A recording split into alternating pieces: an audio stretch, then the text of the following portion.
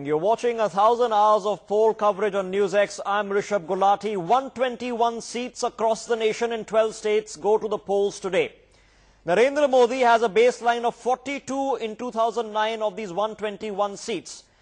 Most of the seats going to the polls today are direct face-off contests between the UPA and the NDA or the BJP and the Congress in several key states, including Maharashtra, Karnataka and Madhya Pradesh. Over the course of the first 4 hours in the morning, we've looked at the big constituencies, the big states from Karnataka, Bihar. And now over the next 20 minutes, as we show you various key players going to the polls this morning, over the next 20 minutes, we're going to focus our attentions on the state of West Bengal, where 5 Lok Sabha constituencies, 4 in fact, are going to the polls this time around.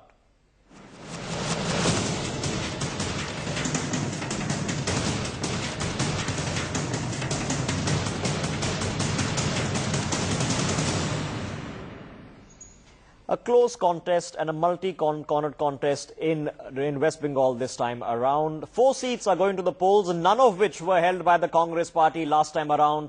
1 seat, interesting, the one you're seeing on your screens, Darjeeling, between the Trinamool Congress's decision to bring in Baichung Bhutia and the BJP's candidate SS Ahluwalia, who's had his own share of trouble getting into the Rajya Sabha last time around. Which way will the battle go? What are the key contests and what are the key issues for the state of West Bengal in these 4 constituencies? Let's have a look at a quick report before we open it up to our correspondents live on the ground and our guests in our studios.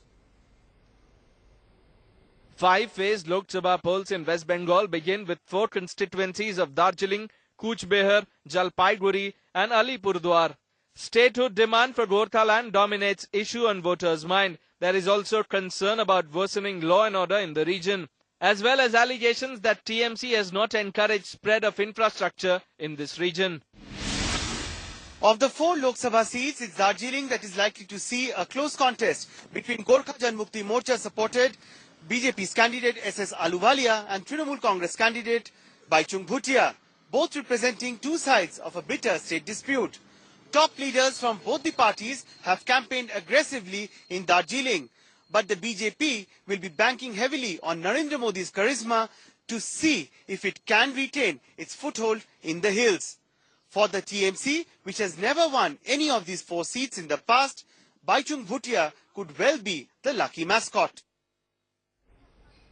All right, the interesting one, of course, there was, of course, the state of the issue of Darjeeling, the fight between Baichung Bhutia, the football hero, as well as SS Ahluwalia, the old stalwart of the BJP. But on the larger issue of West Bengal, I'm being joined now by Prabhu Chawla. Prabhu Chawla, West Bengal is a state neither which belongs to the Congress nor does it to the BJP. It's all about Mamata Banerjee. And it seems that the left is not making a resurgence. 25, one would hope that Mamata Banerjee would hope she can make it. But can she make an effect on the ground? Let's have a quick question on the ground. Saurav Sanyal, our reporter there, is there on the ground in Darjeeling. Saurav, how is the voter turnout working up this morning?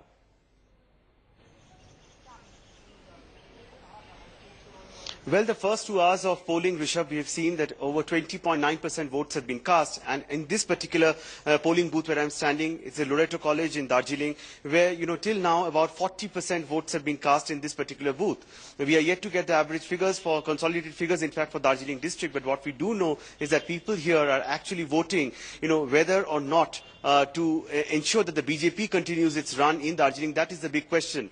Because here, as you mentioned, Rishabh, that across all the states which have gone to poll today, it's a direct face-off between Narendra Modi and the UPA. Here, the scene is different. Here, it's a direct face-off between Narendra Modi-led BJP and Gorkha Janmukti Morcha on one side and Mamata Banerjee on the other. So it's Mamata versus Modi, which is playing out in Darjeeling right now. And that is exactly what is playing on voters' minds. And yes, the issue of Gorkhaland is what is dominating the mindscape of voters. 14 lakh voters from this constituency will cast their ballot and exercise their franchise. Which way the votes will get to know on the 16th of May. This one is interesting. Darjeeling, last time around, the BJP's man was, of course, the man now, the ex-BJP person in Barmer, Jaswant Singh. Mamata Banerjee taking a gamble by bringing in Baichung Bhutia, relying too much on star power? Well, definitely. It's an interesting fight, all the more, because it's a proxy war between Bimal Guru of the Gurkha Janmukti Morcha and Mamta Banerjee, who have taken on each other. Mamta has taken the support of Lepchas, Bhutias, the minority groups in Darjeeling. She has the backing of Subhas Gishing and his GNLF supporters of the past. But the fact of the matter is, Baichung Bhutia being an outsider, Baichung is a Sikkimese person who has been brought into this seat. He may be extremely popular in Bengal and treated as a Bengali, but the fact of the matter is, he is ultimately a Sikkimese. And Sikkim is pretty far from, in a pretty interestingly, it's adjoining Darjeeling, but pretty far from the actual seat of the turmoil area in Darjeeling. So obviously there will be a major fight, but ultimately this seat would probably go to the BJP. Okay, Prabhu Chawla, the Congress has been hoping for a past couple of years, ever since the Trinamool Congress and Mamta Banerjee dumped them at the center, of having some revenge of sorts. It's not happening this time around. What's gone wrong? Coming to me first, if you can hear me. You see, Darjeeling is a peculiar constituency because they are all thinking of in terms of separate Gorkha land, and none of the local parties, including the CPM and TMC, support this bifurcation of West Bengal. It's only the BJP which has been consistently taking a stand that when they come back to power, they will divide and give them a separate Gorkha land.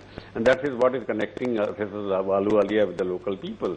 I don't think caste and whether an outsider, Mr. Ahluwalia, he is a Bengali-speaking Sikh, he belongs to Bihar.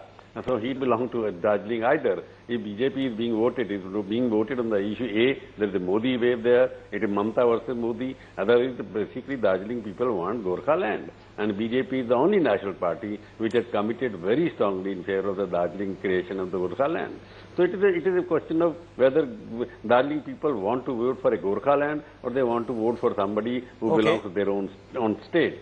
That's why Gishing is a non-entity at the moment. He doesn't bother about it. Even if Sikkis can come and fight an election from Darjeeling, so is coming somebody from Patna also. So it's a fight of outsiders, and particularly Darjeeling has to choose whether they want a Gorkha land supporter or they want somebody who is locally, who can speak their language. So Bengali-speaking Sikhs or a Bengali-speaking Sikkimese. There is no choice between them.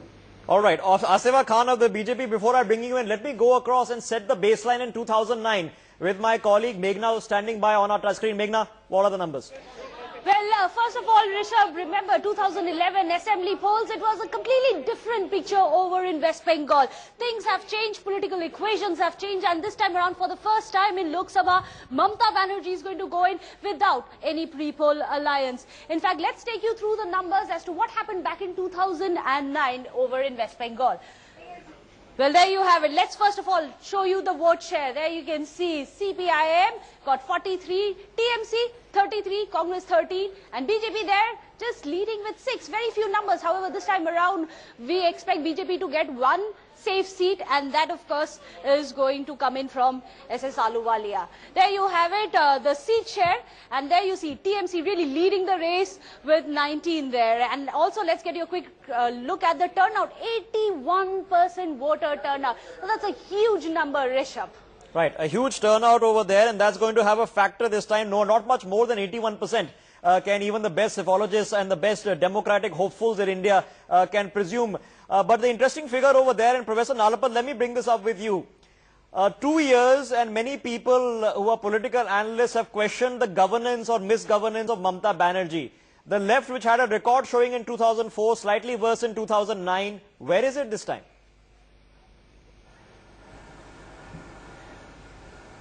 Well, the fact is that the people of West Bengal are not really used to good governance.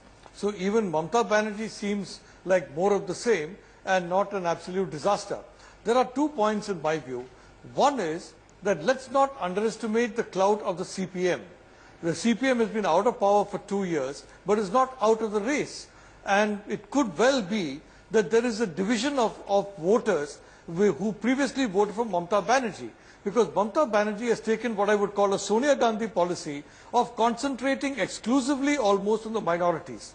She has focused very heavily on the minorities, and as a consequence, many voters who voted for her 2 years ago are getting disillusioned and possibly turning to the BJP. This split in her vote may have consequences which may help not only the BJP but also the left. Okay, I'm going to put that to Asifa Khan, but quickly before that, Atish Srivastava, you're on there on the ground. Give us an update. What impact is the BJP really making in West Bengal where it has pretty much no footprint except for Darjeeling? Well, they're trying to regain some ground in West Bengal, trying to create some Narendra Modi. You know what, Adesh, I think we're having problems with your audio line. Hold your thought. Hold your thought. Let me put that to Asifa Khan. Asifa Khan, a rather hopeful Professor Madhav Nalapat, but the fact remains is that you are not a player in West Bengal. You're not a player unlikely to become a player this time as well. That's true that BJP has had very scarce representation in the West Bengal, but it's important to see that the country is passing through a hopeless situation and Mr. Modi is being seen as a ray of hope for the nation. Besides, the UPA 1 and the UPA 2 has performed so badly on all fronts, whether it is double-digit inflation or corruption or misgovernance or demonizing or demolishing the constitutional bodies like the PMO office. So people are looking Mr. Modi and the BJP as a change, as a hope, and definitely the CPM of the Bengal. Are you hopeful from what Professor Nalapat is suggesting? Asifa Khan, are you hopeful from what Professor Nalapat is suggesting that Mamata Banerjee's extreme pitch to woo the minority vote will also polarize the votes in Bengal as it has polarized the votes perhaps in Western UP? Are you hopeful that you will benefit from this? See, it very much depends if a leader is just giving you empty promises and doing nothing. You actually have to deliver to get the votes. You cannot just ask for the votes without doing anything for the community or a particular community. In that front, I think any leader of this country, if he doesn't perform, the people will vote him out. Okay. The other important point during these elections is that there are 10 crore new voters who have a greater connection. All right. But my question was, let me put that to Mark Ali. Interesting point, Mark Ali, and picking up from where Madhav Nalapat left out. Mamata Banerjee has tried extremely repeatedly the constituencies, especially in certain areas where the minority vote is sometimes more than 35 to even 60% in the constituencies. But this polarizing factor which Professor Nalapat seems to be suggesting, which was tried in UP, do you think it has a play in West Bengal? Well, no, I think West Bengal is different to other states, but because I don't think that this Muslim against Hindu type trying to polarize vote has ever worked in West Bengal, as far as I can remember.